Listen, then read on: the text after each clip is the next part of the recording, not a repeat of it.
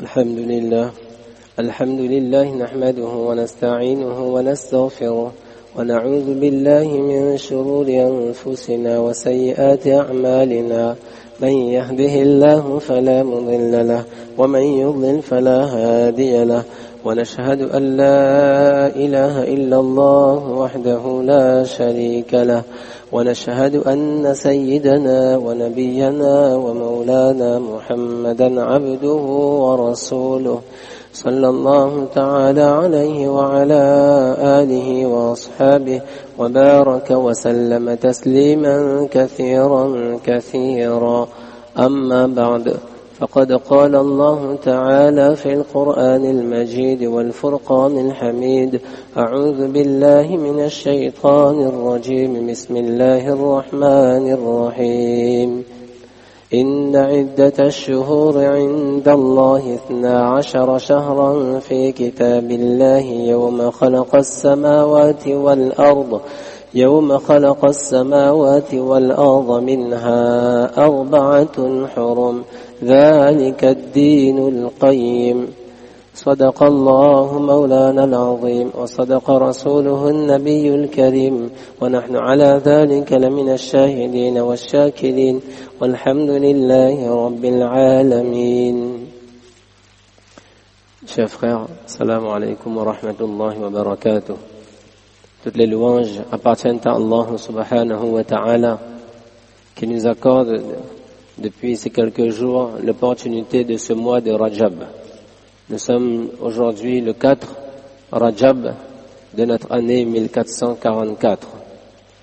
On a tous à l'esprit ces paroles du'a'iyya qui nous ont été enseignées lorsque débute le mois de Rajab.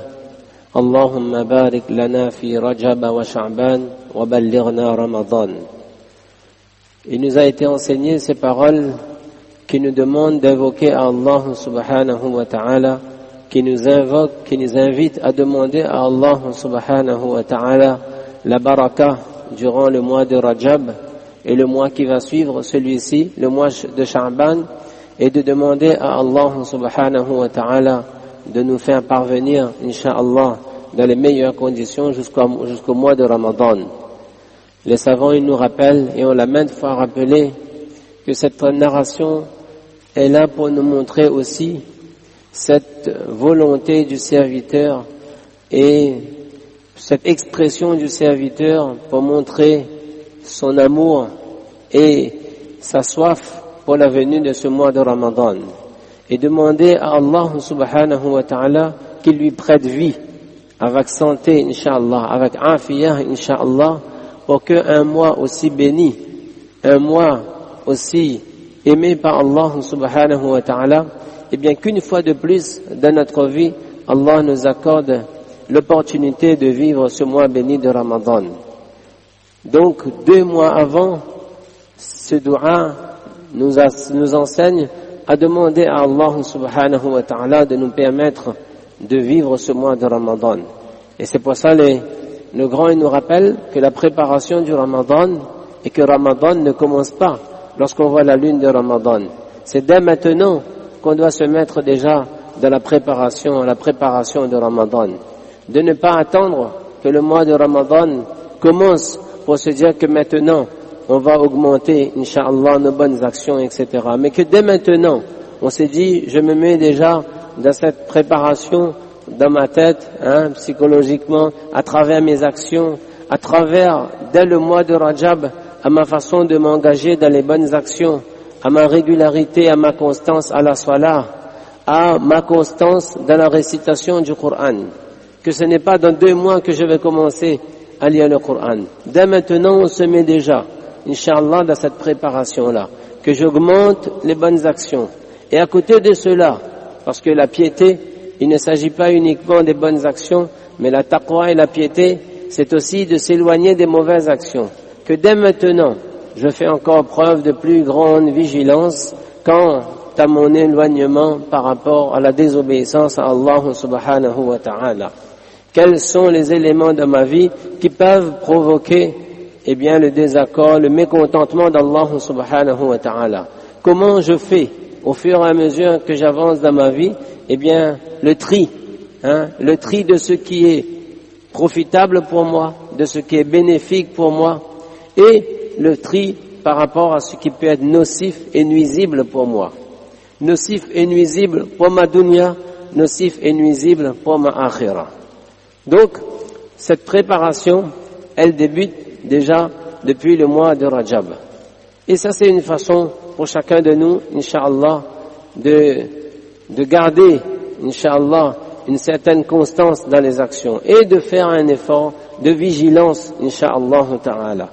Donc, ça, c'est un premier point.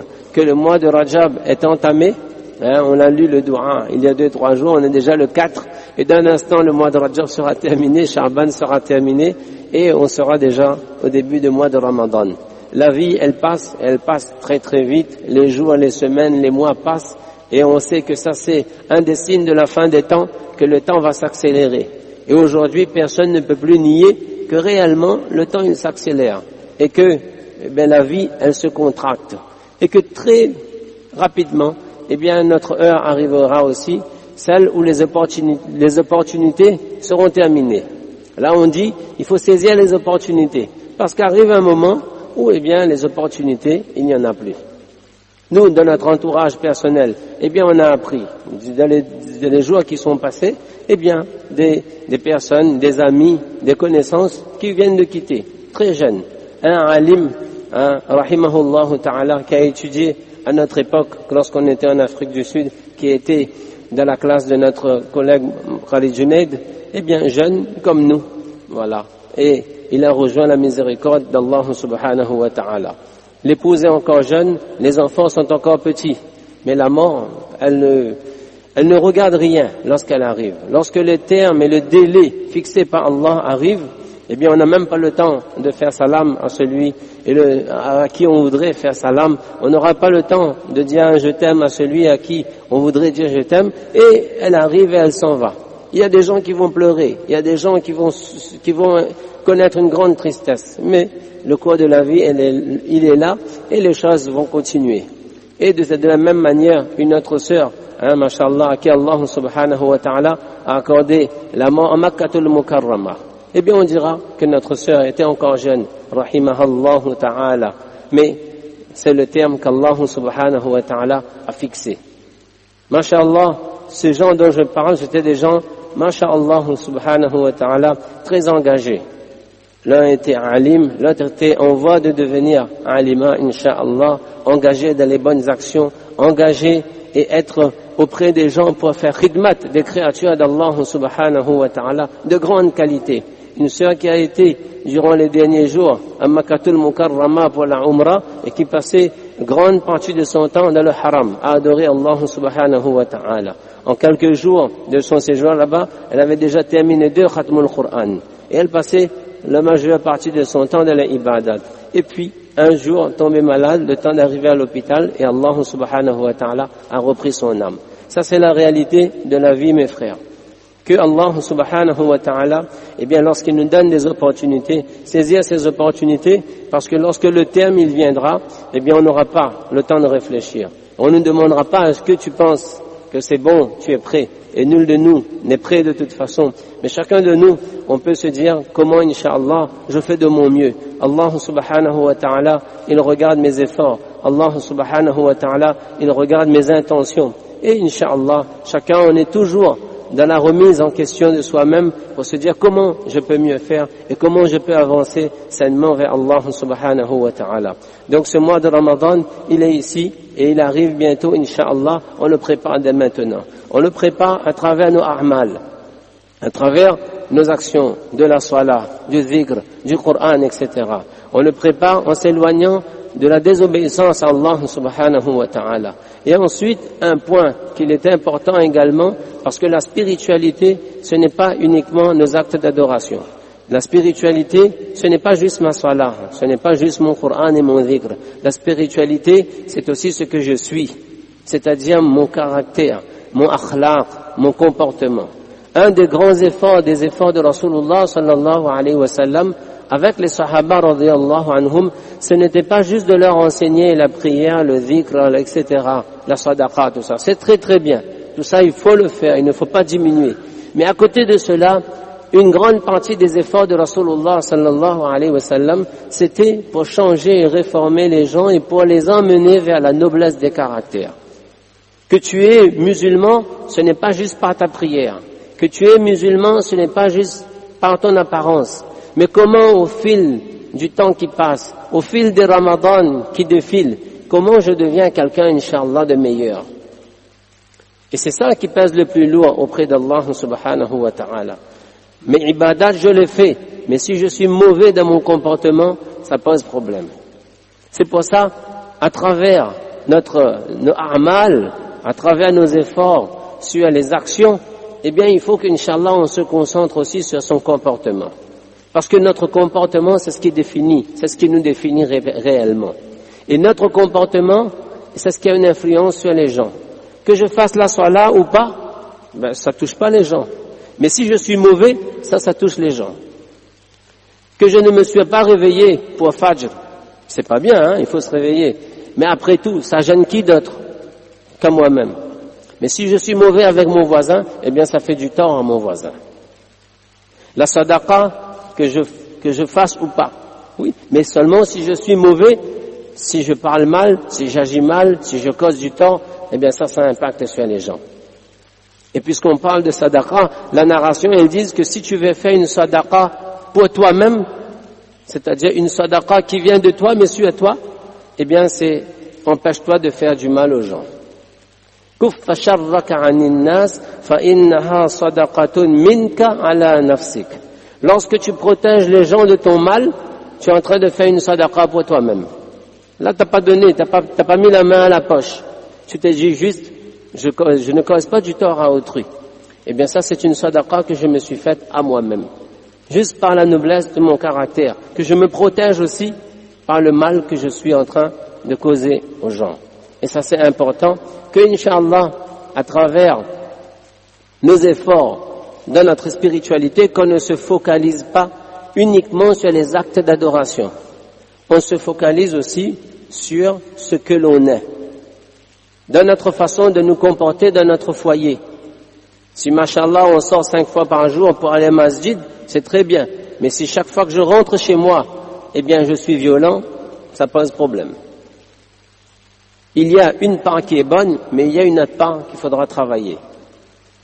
Si je suis 5 fois par jour dans les rangées des fidèles, dans la maison d'Allah ou ailleurs, je prie, je fais mes salats, c'est très bien. Mais si je mens aux gens, si je triche avec les gens, si je suis malhonnête avec les gens, si je trompe les gens, alors ça pose problème. Et ces mensonges, et ces tromperies, et cette malhonnêteté vient détruire tout le bien des bonnes actions que je suis en train de faire. C'est une réalité, mes frères, c'est un hadith que tout le monde a entendu, que le jour du Qiyamah, il y a une personne qui sera en faillite. Qui ne connaît pas ce hadith? On le connaît, mais on ne médite pas assez. Qu'il y aura une personne qui va venir avec beaucoup de sadaqa, qui va venir avec beaucoup de salah, qui va venir avec beaucoup de jeûne. Mais c'est une personne qui, en même temps de toutes ces bonnes actions, parce qu'elle avait résumé son dîn à certaines bonnes actions, elle ne s'était pas épargnée de causer du tort aux gens. Alors elle insulte une personne, elle vole une personne, elle trompe une autre personne, elle frappe une autre personne. Le jour du Qiyamah, cette personne elle sera en faillite. Parce que toutes ces bonnes actions vont disparaître à réparer le mal de ceux à qui on a commis le mal, envers qui on a commis le mal. Et lorsque ces bonnes actions ne seront pas suffisantes pour réparer le mal, on prendra les péchés des gens à qui il a causé du tort et on va le charger du fardeau de leurs péchés. Et Rasulullah sallallahu alayhi wa sallam, il dit à la fin, faturiha finnar, il sera jeté au feu. Vous voyez? Si on n'a pas compris que, attention, il y a mes bonnes actions, ma salat, mon jeûne, ma sadaqa, ma méditation, tout ce que l'on veut, mais à côté de ça, je fais du mal aux gens, non. Et mieux vaut, avoir, c'est un homme pieux qui disait en ce sens, mieux vaut une désobéissance envers Allah qui peut me pardonner par sa miséricorde que du mal que je commets vis-à-vis des gens, parce qu'Allah ne me pardonnera pas ça tant que ces gens aussi ne m'auront pas pardonné. C'est pour ça c'est important. On apprend, Inch'Allah, à être à être meilleur. Et une des façons, c'est de contrôler sa langue. Parce que le mal, il vient très souvent de notre langue. Le mois de Ramadan qui va arriver, c'est le mois qui m'apprend à préserver. C'est pas juste, je fais attention à ce que je ne dois pas manger, mais je fais attention à ce que je dis ou je ne dis pas. Chacun de nous, on a cet effort à faire. Que celui qui a su maîtriser sa parole, c'est quelqu'un, Inch'Allah, qui est sur la bonne voie vis-à-vis d'Allah subhanahu wa ta'ala. Quelqu'un qui a appris la beauté du silence, c'est quelqu'un qui est en train de progresser spirituellement. Quelqu'un qui parle pour dire ce qu'il faut dire, c'est quelqu'un qui est en train d'avancer vers Allah subhanahu wa ta'ala. On a des hadiths simples dans la tradition de Rasulullah sallallahu alayhi wa sallam. On devrait juste prendre le temps de les méditer et de les appliquer dans notre vie. Le prophète sallallahu alayhi wa sallam disait, et on va terminer inshallah là-dessus, un seul hadith, on aura l'occasion inshallah de le détailler, et c'est l'effort à chacun de nous de travailler pour cela. Min husni islamil mar'i tarkuhu ma la ya'ni. Vous savez qu'est-ce qui fait la beauté de l'islam d'une personne? Qu'est-ce qui fait la beauté de l'islam d'une personne? Le fait que cette personne, elle délaisse ce qui ne le regarde pas. Je m'occupe de ma vie. Ce qui concerne l'autre ou l'autre et qui ne me concerne pas, c'est pas mon problème. Où tu vas? Qu'est-ce que tu fais? Combien tu as acheté ça? Où là tu as l'argent pour ça? Comment tu as fait ça? Ça ne te regarde pas, mon frère. Et si tu veux être un bon musulman, alors occupe-toi de ça. Occupe-toi à corriger ça. Que tarkuhu ma la ya'ni. Ça ne me concerne pas moi, donc je sais pas. Si c'est quelque chose où je peux influencer de manière positive, oui, mais si c'est juste s'occuper pour s'occuper, alors on est en train de perdre du temps inutilement, on est en train de détruire son dunya, on détruit notre akhirah. J'ai plaisanté en disant que derrière des voitures c'est écrit « occupe un autres ». Aujourd'hui, quand on roule la voiture devant, derrière c'est écrit « occupe un autres ». Bon. Parfois c'est moins poétique. Mais tout ça c'est pour dire, chacun s'occupe de soi, Inch'Allah, on est en train d'avancer. Que même le croyant qui veut progresser spirituellement, eh bien il passe par cela. Et ça c'est 15 siècles de cela que le prophète sallallahu alayhi wa sallam nous avait rappelé que la beauté de l'islam d'une personne et l'excellence de l'islam dans une personne, c'est que cette personne a une grande qualité, elle ne s'occupe pas de ce qui ne le concerne pas. Qu'Allah subhanahu wa ta'ala nous permette, à travers, Inch'Allah, notre cheminement, à la préparation de ce mois de Ramadan qui arrive, Inch'Allah, à augmenter nos actes d'obéissance, à s'éloigner, Inch'Allah, de la désobéissance et à améliorer notre noblesse de caractère, Inch'Allah ta'ala, fa jazakumullahu khayran.